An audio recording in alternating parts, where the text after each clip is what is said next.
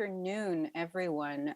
How exciting to be here with you for this Branch Magazine Symposium and this afternoon's session. My name is Alexandra Deschamps-Sonsino, and I have the great pleasure of chairing this conversation today. I want to make sure that we stick to time because I think time is of the essence. And I want to start by thanking both Ars Electronica Festival as well as very specifically Michelle Thorne and Chris Adams for inviting me to do this today. So we are now joined by three wonderful panelists. What I'm going to do is just read out a little bit about them. I really encourage you to Google their organizations. We're not going to get a huge amount of time to talk about what it is that each one do. We're going to talk about how they do it and why they do it and why they use the internet to do it, because that's what we're here to do. We've also had a change in speakers, so I have a great pleasure to start with Emma Richards, and I'm going to just let us go through this one person at a time. So Emma is working at the Carbon Literacy Project. And she's a project leader there, overseeing a variety of internal projects and advocating for Carbon Literacy Project externally. So welcome, Emma. We then have Anshuman Bapna, who is probably joining us from the furthest away in the world, which is why I'm so pleased that you could join us. Anshuman is the founder of Terra.do, an online climate school with the aim to transition 100 million people into climate work. Founded in 2020, they run programs on everything from climate tech investing to regenerative farming, and have graduated hundreds of mid-career individuals from over 25 different countries, and currently lives in Stanford University. I think you're probably inside a building, a really exciting building right now. Thank you for joining us on your time zone today. I appreciate you getting up so early. And finally, last but not least, we've got David Jennings. David is by training an occupational psychologist, which is fantastic, but really these days joined the Rebellion Academy team in 2019, helping develop the design of their online training courses, especially the quizzes and other interactive elements, and focuses on making Rebellion Academy's content open and adaptable for other nonviolent movements. So, oh my God, how exciting. So thank you all three for joining us. I want to spend, I suppose, the next 40 odd minutes or so in a conversation with all of you, and then we'll open it up to questions. I really hope that people both online, because we're being joined by people online, as well as in Linz, will have questions for us, because I think this is a stellar panel. So I'm going to really start with a very general question, which is, what do you think, looking at the organizations you're building, you're helping build, what do you think is really the advantage of using the internet? And I'm going to put Emma on the spot first. So, as an organisation working to deliver climate change education and action, we're quite unusual in that we actually don't deliver any of the training ourselves, but we work with a network of trainers and organisations who are peers to their own audience and their most trusted source of information. So since the first lockdown in the UK, we've completely shifted our training model to basically completely online delivery. And we're able to use the internet in so many exciting ways to take much of what carbon literacy is, but make it online. So using games and activities, interactive elements to keep content engaging and ensuring individuals are engaged, which that then leads to memorable training and stronger low carbon action. Also by facilitating smaller groups in breakout rooms, it helps us encourage group inquiry and self-discovery and ensuring learners develop their own knowledge rather than it being lectured to them.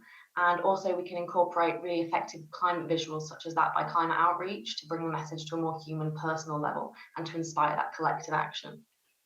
Can I ask you whether you've seen a significant switch between the people you were able to, I suppose, accompany prior to you moving everything online and now? Yes, massively. So previously we were quite limited geographically to individuals who could attend physical training events located near where the trainers were or where they were able to travel to. But since moving to this more online remote delivery, We've massively been able to engage with people from, more across Europe, across wider parts of the world. We just had our first carbon literacy training sessions taking place at the University of Queensland in Australia. So it's taken us from what was mostly a UK organisation into more of a global movement. Wonderful. Anshuman, I suspect that this is sort of day to day for you to have to deal with a global movement. Tell us a little bit about how you've taken advantage of the internet. Thanks, Alexandra. So I think, as we all know on this panel and in the audience, that climate change is a global problem. And our thesis always has been that those who solve it will need to come together from all parts of the world. In fact, the internet is uniquely suited to fulfill that role. And what we do is that we use what is called in education a flipped classroom model, which is that at Terra, we create all these asynchronous classes that learners can consume on their own time, in their own time zones, and with a few very selectively chosen live interactions. Because we do think the human touch is really important in helping people unblock themselves. And what we do is that we conduct office hours with a group instructor, and every group is about 15 to 20 to 25 people at most. We do a lot of fireside chats, which are these interesting things where peers raise their hands to talk about a topic that they know quite deeply about. And then finally, we have these intimate Q&As with climate experts. Now, all of these are, of course, recorded for later viewing as well, but we encourage live attendance for those parts of the program. Everything else is asynchronous. Now, what this does is that it allows a diversity of talent to join our programs. So we focused on professionals. So we have professionals across time zones who can carve out their schedules in a way that's convenient for them, and while still retaining the touch and feel of bonding with their classmates. In fact, just to kind of step back for a second, when we started the company last year, we were so clear and adamant about this aspect of Terra that we decided that the organization would reflect the same. So we are a completely remote organization, never had, never will have a headquarters. In fact, so much so that I've never met one of my co-founders. She lives in Hawaii, which is another 3 hours away from here. And my third co-founder lives in India, which is God knows how many hours away. So that's something which we live and breathe every day. And interestingly, I'm gonna pick up on some elements of what you're saying, but I'm just gonna move us on to David because I think that there's links that we're all going to be able to make throughout this panel. So David, I think that your organization, obviously UK Rebellion Academy is, a completely different thing to what Terra.do and the Climate Literacy Project are. And I want you to talk to us a little bit about what makes it, what makes its use of online special.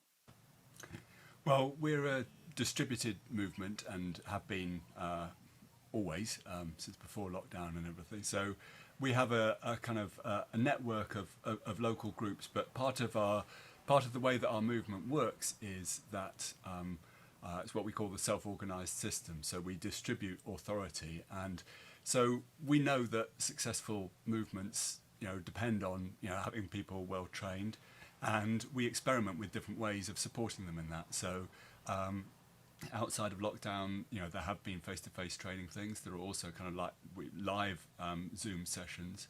But we, going back a couple of years ago now, started creating some online courses, along with more recently a kind of wiki-based set of resources. It's a very kind of experimental approach, decentralized, where we're just putting out stuff out there and seeing what sorts of stuff works well with our movement. So our particular model is not radically innovative. We're using Moodle, which people in online learning will know is kind of been around for 20 years. It's not leading edge stuff, but it is running on renewable energy, of course. But and we're just trying to use that to support people across the range of things that our movement's involved with. So it's not just the non-violent direct action, but we're also very part of our principles and values is developing a regenerative culture. So there's more kind of educational stuff, if you like, about how to be regenerative, and also about how we go about self-organising and the kind of particular approaches to facilitation and so on that we involve in that. Wonderful.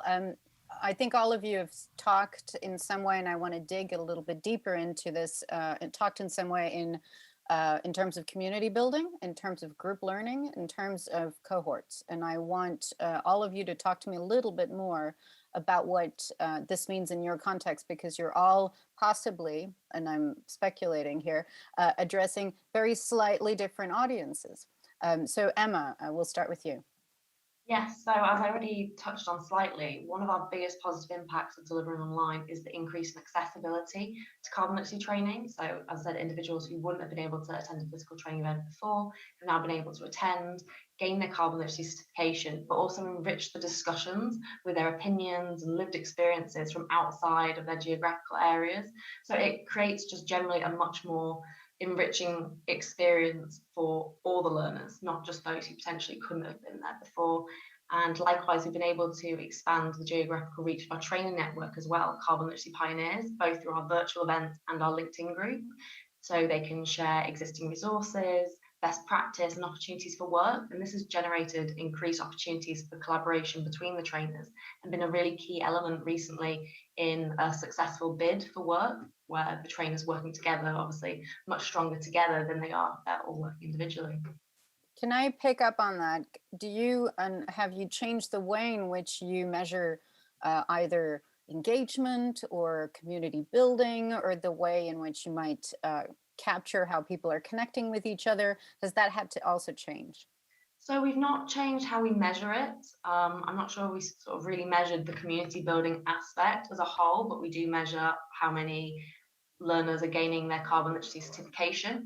And through the last year, that absolutely skyrocketed. So just in this year alone, so since January, we've gone from 16,000 learners certified, which took about 8 years, and we're already at almost 22,000.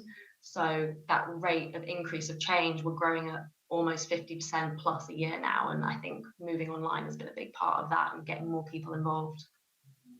And Anshuman, how do you guys do it? How do you measure how cohorts are built? How do you measure community building as part of what you're doing?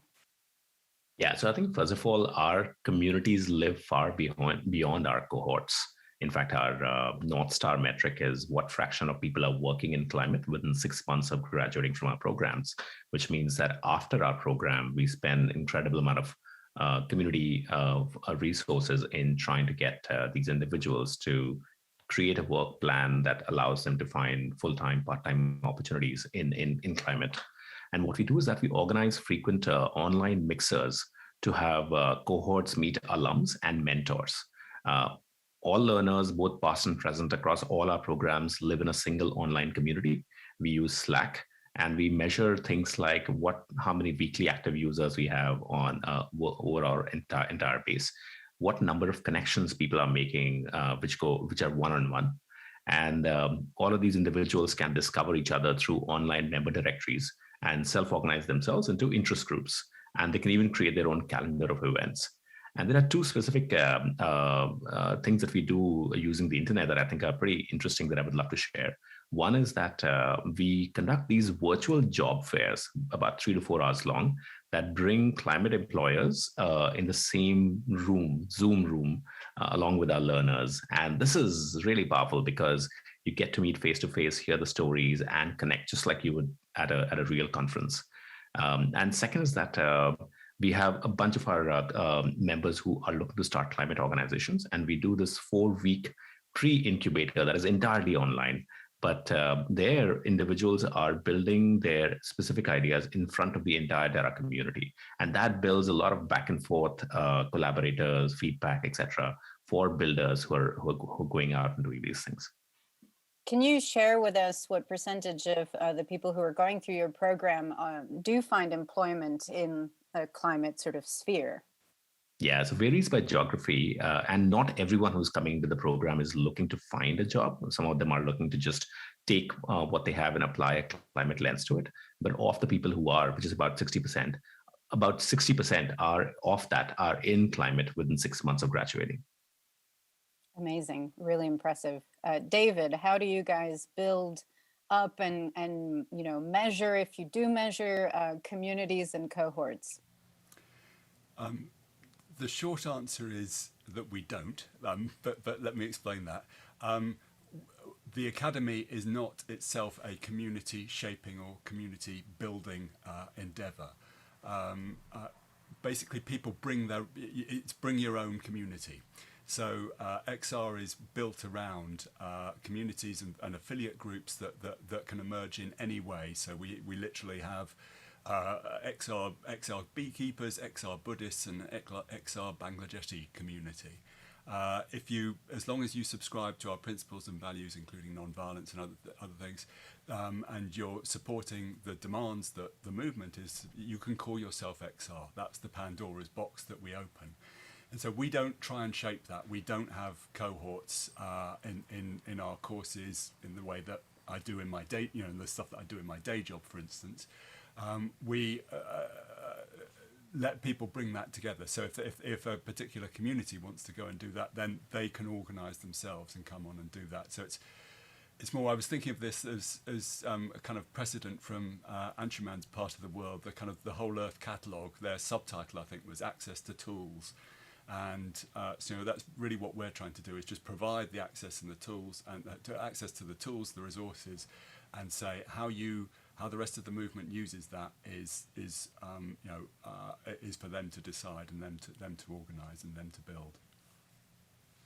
And can you talk a little bit about what the Academy itself does in order to support those communities, and how it, again, doesn't feel, it feels like the answer might be no, but how you might measure how useful your tools are for those communities? Yeah, we have. We have the forums that are baked into the Moodle learning environment, but principally a lot of that, the community side of things, the community would bring that. They have their own forum discussions, their own infrastructure, if you like, and so what we would be doing is just adding the learning is just a kind of layer on top of that. So it's a kind of open and fairly flexible architecture, and that means that we don't have access to doing that. So our metrics are, it's fair to say, they're in an early stage of development. It's kind of like one of those things where we're working on that, but we haven't got because of the distributed way that we work. It's kind of like difficult to have a clear metric for that yet so far. I mean, it feels like you're very successful in lots of other ways, so you might not be able to or be interested in lots of measurements. I want to talk now a little bit about, and I guess I think we'll stay with David for a second, but around the idea of graduation. I think graduating is part and parcel of how we think about traditional education. It's how we think about the success, perhaps, of MOOCs. It's, the amount of time it might take you in order to reach a particular point. I feel like, David, that's not so much of a focus. Tell us a little bit about that. Well, again, part of our principles and values is that we don't, one part of the movement does not have power over the other one. So if we were to sort of say, well, we certify you, then that would be one part of a movement, us, saying, yes, we have the power to say whether or not you make the grade. So we do provide badges, and that kind of open badge approach is fairly common now in online learning, so that people who find that useful as a way of motivating themselves to earn a badge. It's more like if you look at something like Duolingo or something like that, then you're taking steps towards, you can monitor your progress and you can feel that, but there is no external body or authority that is going to say that's the right amount of progress, and now that you've made that amount of progress, you have permission to go on to something else. We don't grant permission. Emma, I feel like that you're at the other end of that particular spectrum. Tell us a little bit about what completing programs, graduation means for Carbon Literacy Project? Yeah, so completely on the other end of that, we essentially are the accreditation body. As we don't deliver training ourselves, we leave that to other people, and then we then accredit our learners as carbon literate. So how we sort of run that, though, is that we're not necessarily assessing what people do, we're assessing what they know and how motivated they are. So we kind of say that this is kind of similar to someone going on an English degree, and then you don't wait until they've written their first novel before you award them a degree. You're checking that they've got the right knowledge and skills, and you feel confident that they can go out and do something about it. So to gain carbon literacy certification, learners have to pledge both a significant individual and group action. And trainers have actually adapted this process of gathering the evidence for online use using survey features and online editable doc, which has actually made it so much easier for us to then assess it, because you don't have the difficulty of looking at people's handwriting, which I'm sure everyone's come across some difficult handwriting in their time. So our carbon literacy certificates are uniquely numbered, and that's something that learners really like to share as well. So they can add it to their CV, they can add it on their social media, either as an electronic copy because we submit them as PDFs, or people like to take pictures with their certificate as well. And something that we found is that employers are finding this carbon literacy certification valuable as well. So ITV, for example, we were working with them for some time, and they actually had a carbon literacy certificate or similar down in their desirable criteria for employees on the job description, because they could see the value in what a carbon literate employee brought to their organization. So that's what we have for individuals, but we actually also have another scheme as well. We have our carbon literate organization schemes to make sure that organizations who are delivering carbon literacy are not only just putting learners through this training, but supporting them, embedding the actions, making the change. Wonderful. Anshuman, I feel like running a climate school implies graduating. Tell us a bit about that. Yes, in fact, graduation is as much a celebration as it is a validation of all that you've learned. So we do celebrate. In fact, our current cohort is graduating in a couple of hours from now, and everyone has kind of their graduation hats and so on. So it'll be fun. We, in fact, encourage learners to invite their friends and family members to that event as well. Now, the biggest outcome for our community, as I mentioned, is when someone transitions into an active climate career. So our online community has a channel for shoutouts that gets a lot of usage. Every time someone finds a climate job or starts a climate organization or gets help from some member of the community, that's something that we recognize in a big way. And what we also do is that since certifications are important in the professional space, we work with other bodies, or more often than not, have an academic advisory board for each of our programs who makes sure that these programs are current. And at the end of the program, there is a certificate that you can carry with you. There's a QR code that you can pass on to others, which has a lot of details of the assignments that you did and so on. But it also has a stamp of authority from these individuals who are often practitioners in addition to being academics. What you're saying kind of makes me want to pick up something a little different, which is to talk about, I think one of the challenges of working online, one of the challenges of being in 2021, the world that we are in, is the idea of misinformation. Does misinformation per se apply to something like climate change education? We'll start with you, Anshuman. Yeah, I think there is definitely a lot of information which is out there about what's really happening with climate itself.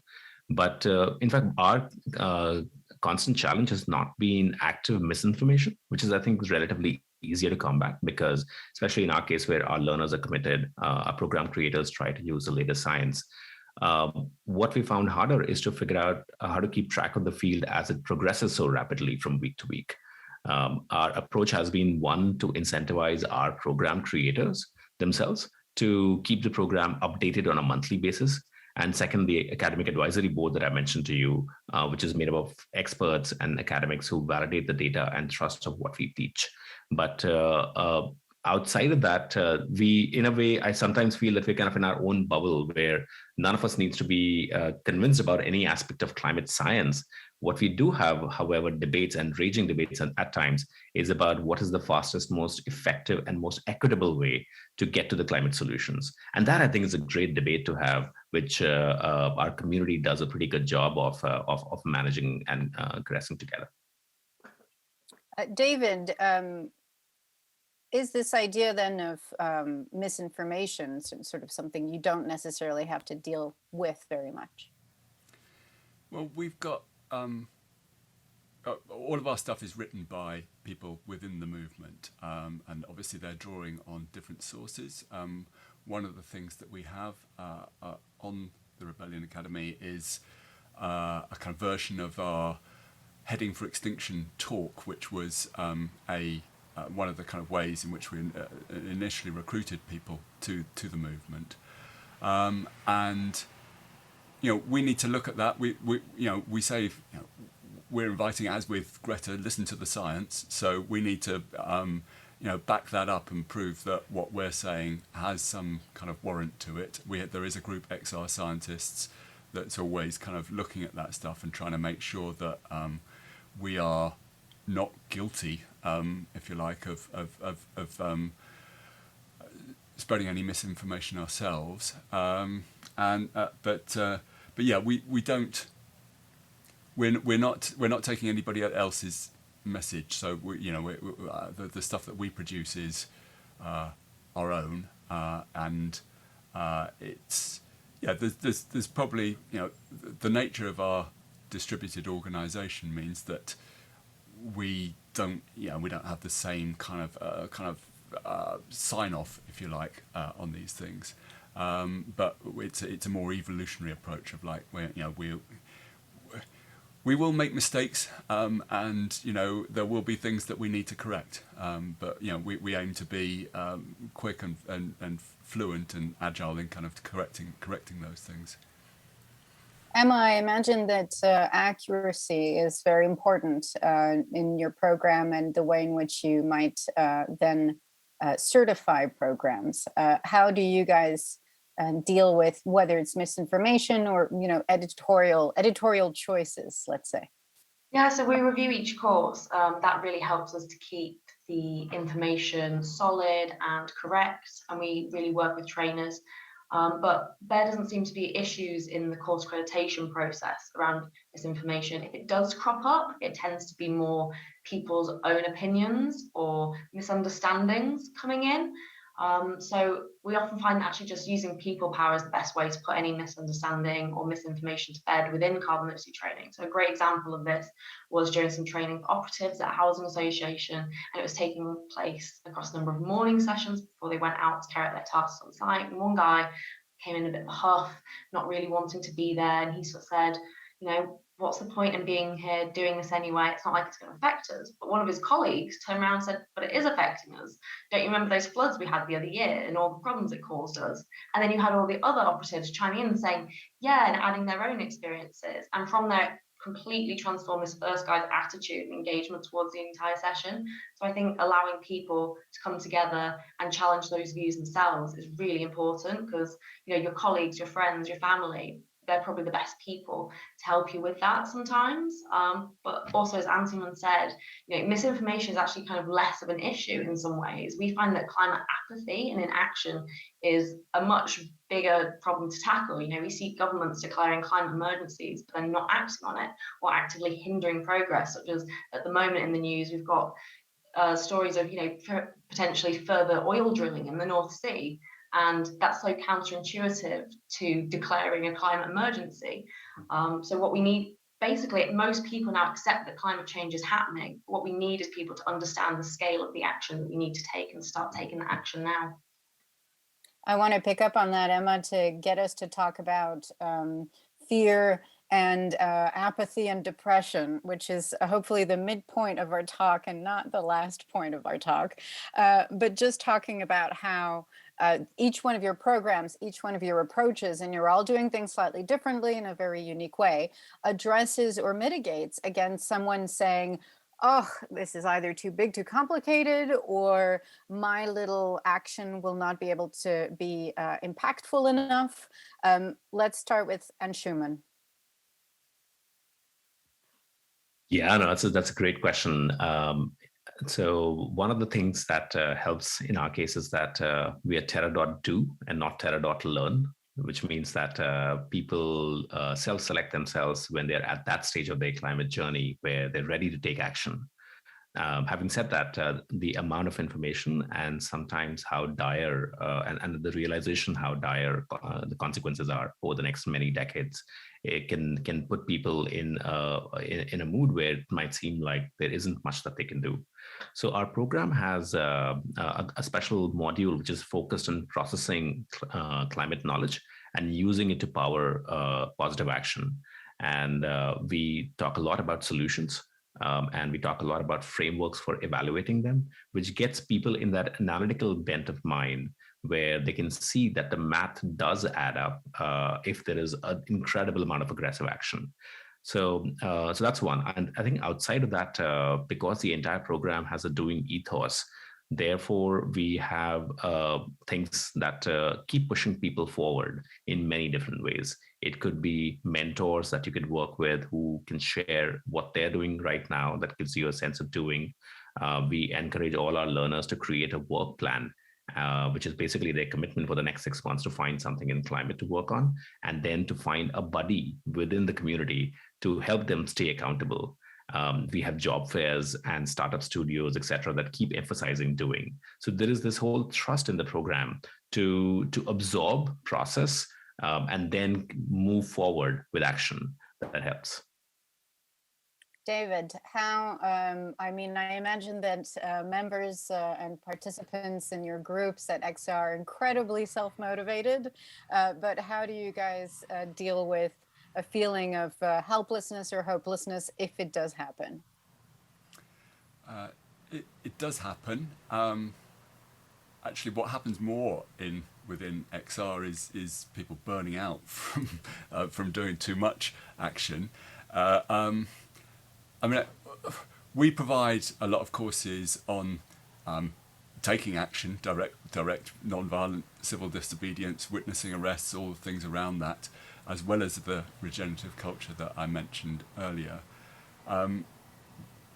We are a movement that's in many ways born of frustration, if I can speak personally for a moment. I mean, when I get the fundraising phone calls from Friends of the Earth and Greenpeace, they say, oh, well, thanks for supporting us for 25, 30 years. And the reason I'm doing this now is because, 25, 30 years of that hasn't made a difference, or that I can, that we're still facing an emergency. And that here we are a movement that is providing an opportunity for somebody like me who doesn't have a whole load of, I'm an occupational psychologist, I'm not an environmentalist, but here's something that I can do, so this is my form of taking action. And we hope that by supporting that movement and by being, but the kind of under-labouring, if you like, and making sure that the movement is as healthy and wise as it can possibly be,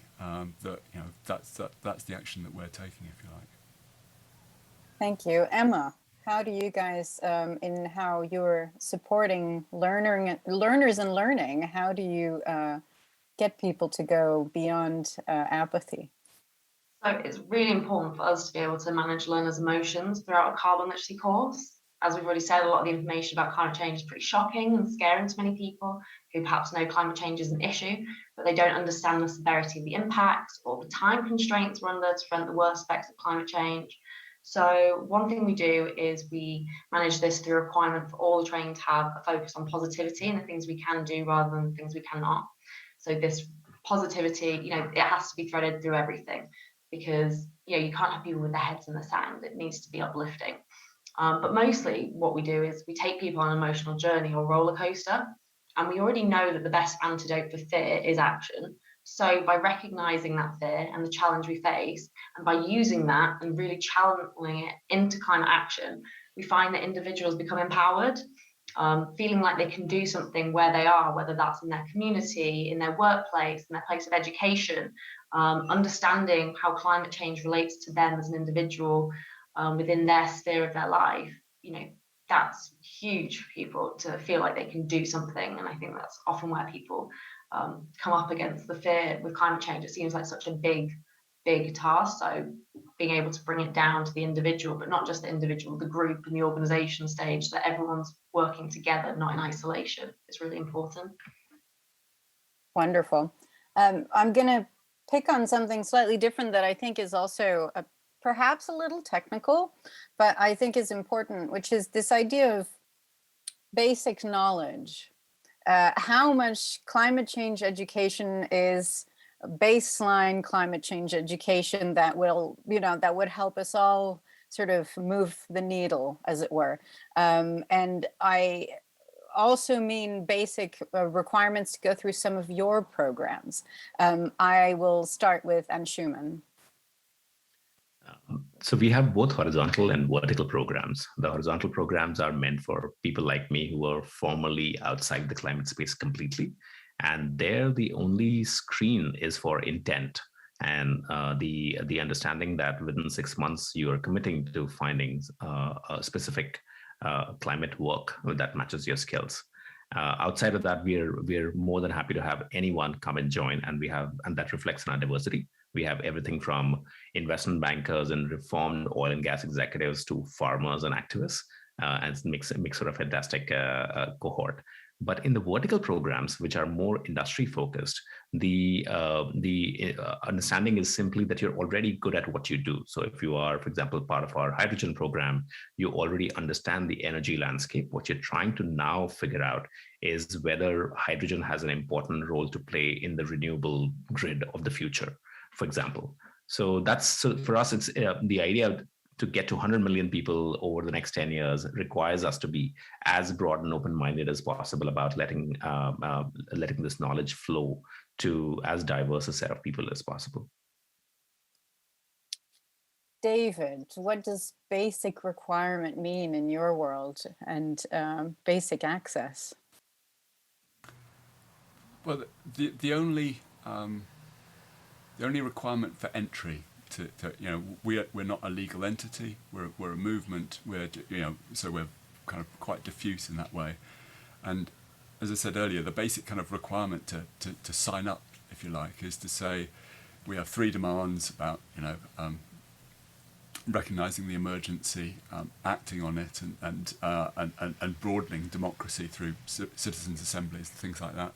Then we have our 10 principles and values. And if you kind of go along with those 3 demands and the 10 principles and values, and then you can take whatever action it is that is working towards that purpose. So we're very much driven by that purpose, if you like, rather than by any particular kind of set of qualifications. As I said earlier, we don't qualify people in that way.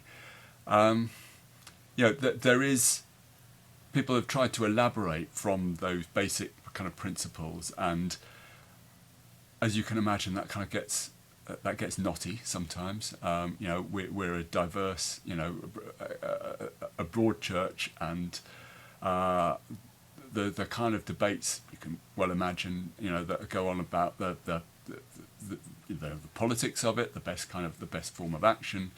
Those are all live issues, and those are things that what we try to do is, through a self-organizing system, is enable people to gravitate towards the things that are doing that, and as long as they work within those basic principles and values. And we're committed to being open and non-violent, and what you see is what you get in that sense.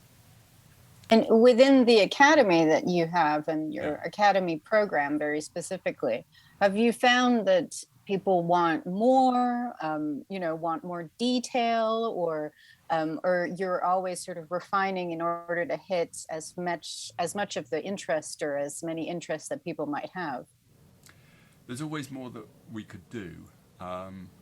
And also one of the things that I'm focused on is looking at the way that XR developed really very quickly in 2018 and 19, but approaching that also with some humility, to recognize that there are other movements that are and building kind of what we call a movement of movements. And so that's why we're kind of looking at how we might collaborate with other movements and share the kinds of things that we're doing, and all of that stuff around. I don't want to go too much into the detail of kind of open content and how we kind of have interchange and all the standards that are involved in that. But that's a live issue for me at the moment in terms of how we develop that out and make it accessible to a wider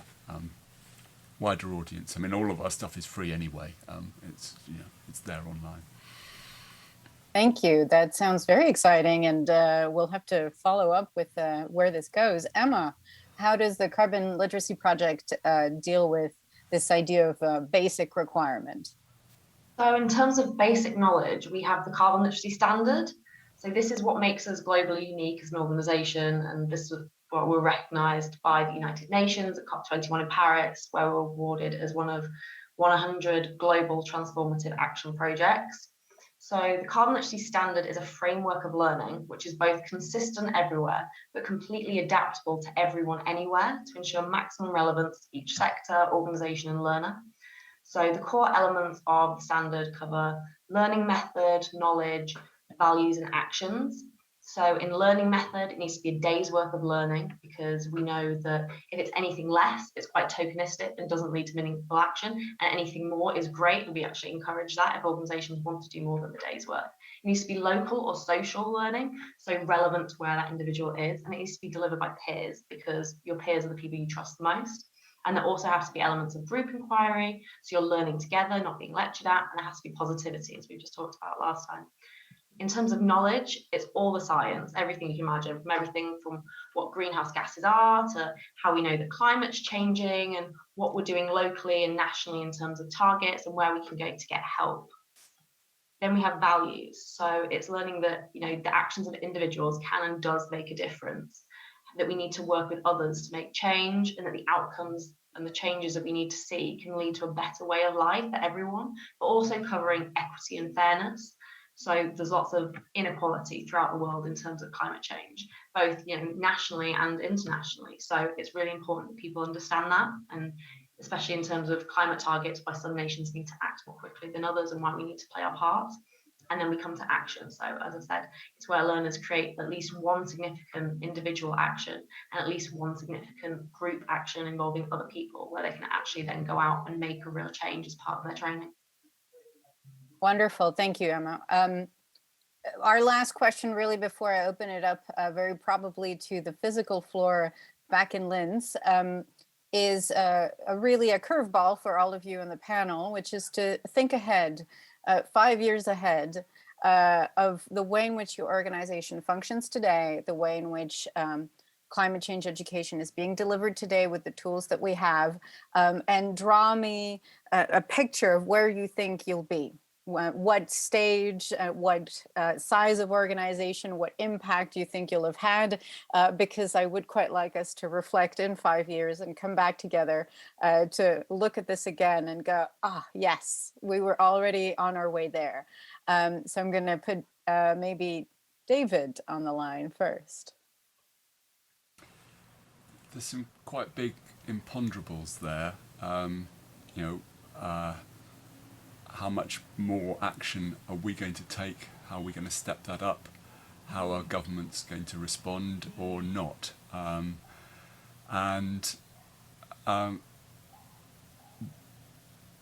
would hope that we kind of carry on down this open approach. I think that will get more scrutiny. I think people will, and I welcome that.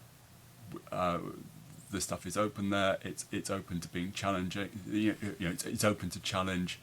What we're doing is the academy is spreading information about how people can feel empowered, feel that they understand the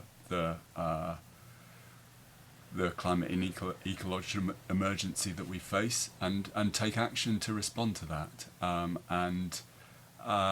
I think we're going to possibly attract some detractors in the course of that, and we'll face them. Amazing. Anshuman. Sandra, our ambition is to figure out how to get 100 million people working in climate. And the reason why that 100 million makes sense for us is that ultimately they become pockets of a few million people each in every single country out there who are economically and equity-wise very, very focused on climate change, and they become a political force. Now, if you work backwards from that on how that happens, I think one of the big levers is going to be markets and the economy. So for us, and therefore our very strong focus on professionals. So for Terra itself, our goal is to, within 5 years, is to get to about between 5 to 10 million people of the world's largest network of professionals working in climate. And the moment you have that, you could think of it like an operating system on which a lot of apps start sitting. And those apps could be everything from crowdfunding campaigns in a certain part of the world to a gig economy focused on skills and volunteering of time to climate projects, et cetera, et cetera, et cetera. So for us, the focus is to get to that 5 to 10 million people who are all working professionally in climate and get them super engaged with each other. Wonderful. That sounds extremely exciting. Emma, what's the next 5 years for the Carbon Literacy Project? Too bold to say nothing less than world domination. But seriously, we know that to solve the climate crisis, we need everyone everywhere to understand the issues and to take action at whatever scale they're able. We'd love to be able to reach everyone because, climate change, it doesn't respect borders, it doesn't respect boundaries. We need everyone everywhere to be working together, working in whatever capacity they're able. So in 5 years, I'd love to see there not be a need for climate education, as everyone is already doing this. Governments are already taking the steps they need to. The public understands it because we've already had widespread education programs rolled out, and everyone's already actively taking action in their everyday lives, and therefore we're already actively solving the climate crisis. That's what I'd love to see in 5 years. Wonderful. I'm going to get every one of our panelists to think of the best possible link to share with our attendees, both online and offline, while we take questions. I think there are both a couple of online questions and some physical questions. I will hand over to Ruth to decide which we address first.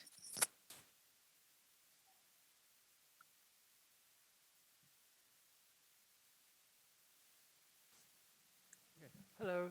I might even pick the, Hello. Go on, sorry. 1, 2, 1, 2. Can you folks hear me? Yeah, okay. Yes, Hi, absolutely, Chris. Yes. So one thing I've seen when people get more exposed and they learn more about climate and the injustice around it, there's this, a common reaction is anger.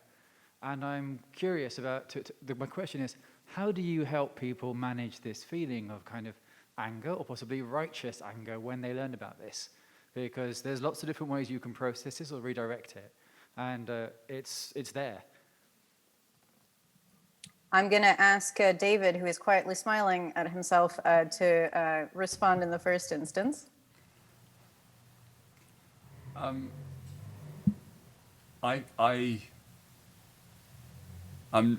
felt angry, but I'm not actually the kind of person who's naturally kind of going out doing the marching thing with their fist in the air.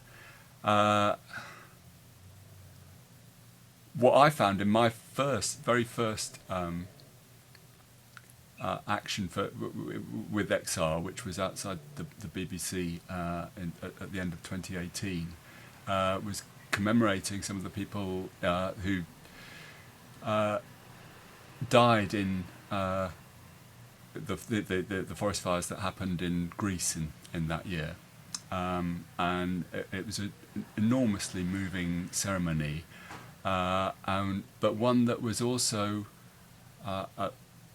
dealing with the kind of that turned the anger into a kind of a grief, but also a kind of resolve as well, and so I don't know, maybe that's just my therapy, that's what we're trying to. What I think the movement is one of the things that it does is try and sublimate that anger into some sense that you can get that you can take action, that people, what we're it's not just the crisis. People, you know, as Emma and I think others have said, you know, governments will declare a crisis and then carry on as though there was no crisis at all. It's the feeling of the crisis, and that's part of what we're trying to express through the broader range of actions.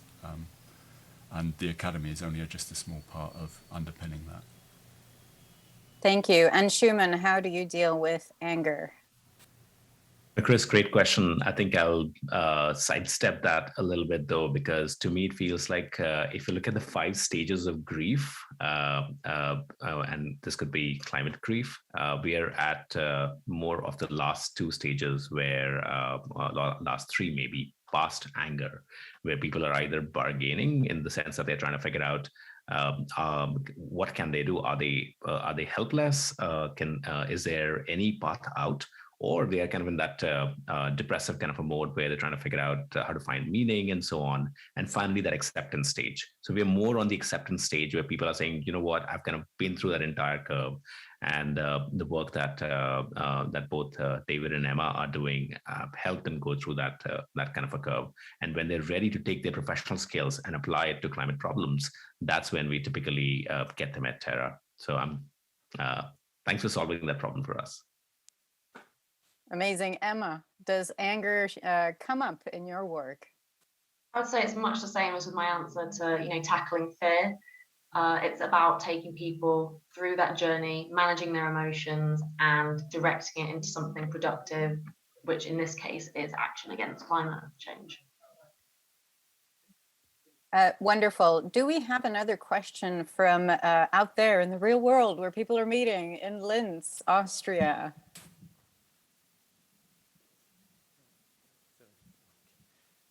Thank you for this really wonderful, wonderful session, extremely inspiring. I have a question. I'm trying to set up an organization where we, for a very short time, take students from very different disciplines and turn them into journalists for maybe 3 months or so. And then they go back. And in journalism, there's a very interesting trajectory called constructive journalism. It's a thought which looks towards the future. I mean, we know that media and politics in both spheres, future is not really a topic. And so what do you think of this? Do you think this project could be interesting to take forward? So constructive journalism for the climate, perhaps. So what do people think? I'm going to get Emma to start. Yeah, so it sounds really similar to an activity that some trainers have used, where they have students visualize the future that they want to see. So you can both visualize the future that we're on a trajectory for, and then you can think of all the actions that we already know we can take and the future where that'll get us. So in terms of, you know, envisaging the future, in bringing in that positivity, I think it would completely work, you know, in framing all the positive action we can take and making that really clear to people. Anshuman.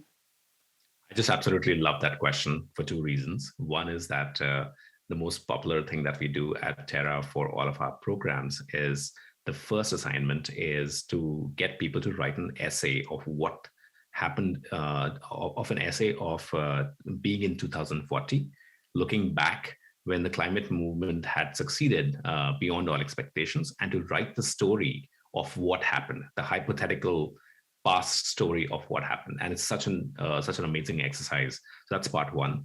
But part 2, the reason why I love this is because a climate journalism school focused on not just journalists and not just students, but essentially any professional or anyone who has something to communicate is something that we've been working as a side project for the longest time. And we think there's incredible amount of power in being able to get people from all walks of life. Could be data scientists who can take air quality data and help it to be visualized in a different way. Could be people on TikTok who have this new way of communicating the climate crisis and so on, that we could potentially go out there and create 100,000 people who are going out and talking about climate in this very informed, journalistic way. So would love to, if you want to reach out to me, would love to talk more. Wonderful. We only have a handful of minutes left. David, what do you think about constructive journalism in climate? It sounds like a really positive idea. I was reading something in the Financial Times yesterday, I think, about journalism, where the journalist had was looking at the various claims of different airlines and the different ways that they were pricing their offsetting, and how offsetting for British Airways, for instance, is a fraction of what it is for Ryanair. I think with British Airways tells you can offset your flight for €2, which is something that is worthy of a journalist investigating, I think. Another thought, I just went off to yesterday. I went into a bookshop, a real bookshop, because I'm fortunate enough to live in a place where there are such things, and I picked up this book. Oh, sorry, the blurring on my thing is not working, and you'll no doubt have heard of the author. But what made me pick this up and buy it? On the back it says, "Imagine if Occupy and Extinction Rebellion actually won." And then it goes on. There's a quote. There's a testimonial from Brian Eno. "A vision of a new society with new ways of thinking is possibly the most important thing an artist can offer at the moment." So I think if constructive journalism can give us those kind of visions and those kind of things of hope as well as kind of like a reality check on dodgy greenwash, that would be a really great contribution. That's fantastic. We've got 1 minute to go around my panel to get you to share your link that you want people to go on, to share, to sign up to. Emma, first.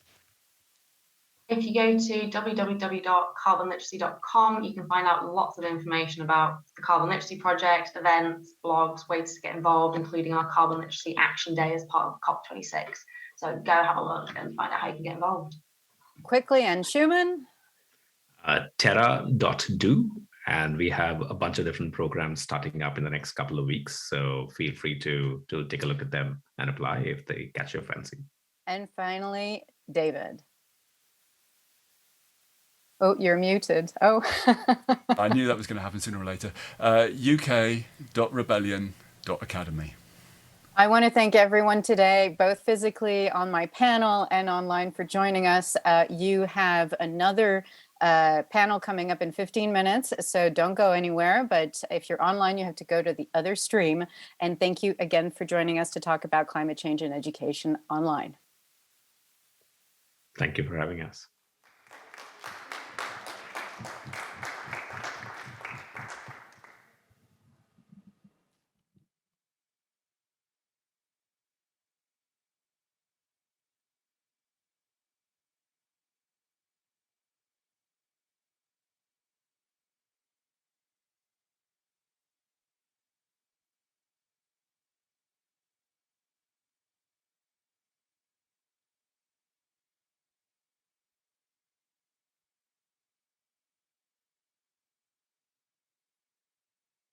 And culture. Right now, I think people are building these tools. I think that a lot of us are realizing that a profit-driven internet does not sustain actual community, right? Like on Facebook, on Twitter, on all these profit-driven platforms. I think there's some amazing movements coming out of like platform cooperativism, and then also like the decentralized web, people who are looking at new protocols as to how the internet actually functions, and making sure that at its core, it's not just like a couple of people who are controlling like the DNS, domain name service registries, but it's actually like a whole bunch of people who can like make the internet exist. I think once that foundation increases, there will be like a way for us to have these really great conversations, to build community and to not rely on big companies. I think that that's the biggest challenge, because right now in our profit-driven internet, a lot of information is siloed. And to go out and we have to like seek and connect and not be scared to talk to people from, you know, these different layers of the internet. Hi, I'm Willa Kerner. I'm the Creative Content Director for the Creative Independent, which is a resource of emotional and practical guidance for creative people. And so we're at this point where, if we don't reconsider the way that we're using the internet, we risk letting it control us and kind of take advantage of us completely. So in the work I do at the Creative Independent, we've been thinking a lot about how to help people really understand what they're trying to get out of the internet and seeing it as a resource and a space where they can be intentional about how they want to spend their time, what they want to get out of it. Like a good example I like to think about is the way that you structure your time in real life. You make a plan with a friend to meet them somewhere, or you decide to go for a run. Those are all things that you kind of like intentionally set for yourself to go do them. But a lot of people just show up to the internet and then let it wash over them. So on the Creative Independent, we're trying to kind of create an unoptimized space where it's, you think of all the things that most companies would optimize for. It'd be like, optimize for length of time spent on page, like how much you're going to read, how long you're going to spend, how much you're going to click around, how many users and followers can you get. And we have kind of the exact opposite approach. We want to be optimized for like being slow and only reading things that matter to you and that will help you. So it's sort of like, we call it sometimes creative edgy self-help, where it's really about what you can do for yourself and what we can create and produce to make use of the wisdom that other people have accrued from learning how to do things on their own, and then make it accessible through this very slow, meditative internet space. Hi, my name is Rashida Phillips. I am the co-founder of Black Quantum Futurism Collective in Philadelphia, the creator of the Afrofuturist Affair, and a founding member of Metro Polarity Science Fiction Collective. I'm also a public interest attorney working with low-income tenants in Philadelphia who are at risk of losing their housing through eviction and displacement. I think we, again, have to take seriously the notion that we don't all make it into an objective future that we all arrive into at the same exact time. And I think when we say future, we take for granted that that is the case. And future is a buzzword. It's always been a really interesting word for people to engage with because it holds so much promise and so much, that it could be, and you just never know it. It has this kind of eternal mystery to it, and that you're never going to really know what the future is, or if you've arrived into it, or if it was predetermined or not. So we have taken for granted, especially sort of with the advent of technology and the way that it goes, that the future means a thing, and we're all meaning the same thing when we say it. And again, usually co-associating that future with technology and with advancement into the future as a technological promise, and that we're achieving the promises of the Jetson era or whatever folks have in mind for their future. If we're really taking seriously that quantum physics changes our world, changes our worldviews, changes our ways of thinking, because it changes science and it changes the nature of science, so therefore it must change our reality if we take science seriously, and therefore it must change our worldview, then the future is not set in quantum physics. The future is not predetermined. The future is variable. The future is non-binary, and so we must pluralize it because it is plural, and everybody has their own future, and communities have their own future. And so I think about it as we're moving into the futures because it's giving weight to this concept that we're not all arriving in the same future and we don't all have the same access. And again, just from my own cultural context as a Black woman, everything about society, all the messages that I receive and that my child receives and my friends and people who look like me or who are from where I'm from, is that we don't make it into the future. We don't have access to the future. We're the first to die in science fiction films and in horror films, and in reality, we're the first to die. I think about that a lot in terms of archives and who gets access to information about the past and about the future and through archives. So I think we need to really think about time in those realms as well. Especially, just to give another example, in my community, I live in Philadelphia, and I live in a part of the city called North Philadelphia, which is one of the poorest parts of the city. And there's a lot of displacement happening in that community, where people being pushed out of their neighborhoods that they've lived in for a long time. And I've done a number of different projects around that issue and trying to sort of recover histories within these communities that have been erased. And one of the legacies that I was able to kind of unbury was this legacy of one of the first Black aerospace companies that was built in 1968 right in North Philadelphia. And this was an aerospace company that was started by a Black reverend named Reverend Leon Sullivan, who started this company right after Martin Luther King died, and it was during the time of the space race before we launched to the moon the next year. And he said, you know, I wanted Black people to be a part of the space race. I wanted to have something on the moon that a Black man had built. But this legacy of this like first space company owned by Black people right in North Philadelphia no one knows about this.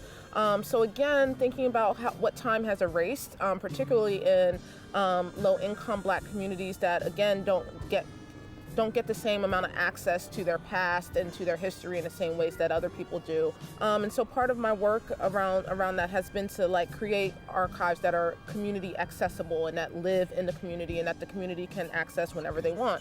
And whether that's physical archives or something that's online that is easily accessible for people to be able to contribute to. Time and temporality operates differently for people based on privileges, based on access, in some ways based on wealth and again, sort of how we co-associate money with time and time with labor and all of these things that are very negative in a sense and again, really oppress people's own temporalities and ways of experiencing time because you always have to conform to the mechanical objective clock, and that's not always a good way for people to engage with time in that way.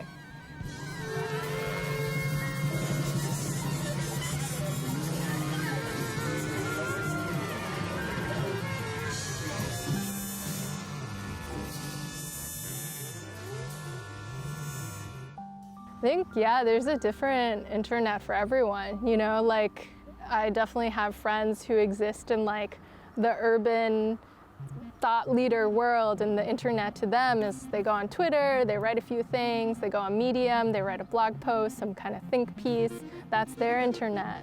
And then there's, you know, a huge, vast amount of people who are using the internet in these really inventive ways, like the live streaming economy, or they go on Facebook and they're like selling things.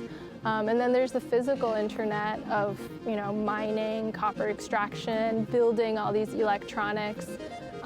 So yeah, there's like everyone's internet world, I feel like, is very different.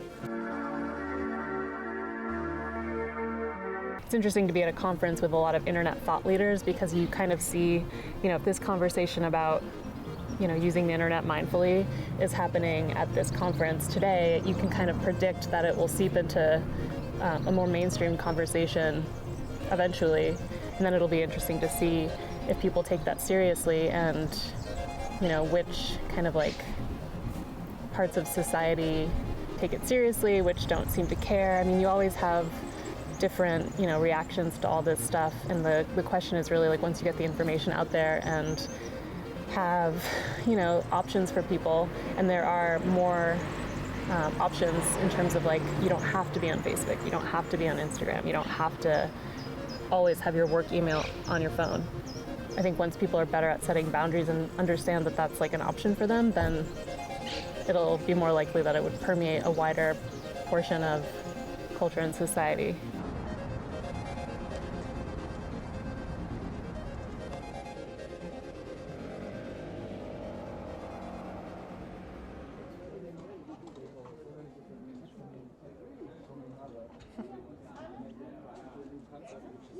Yeah, if you want to digitize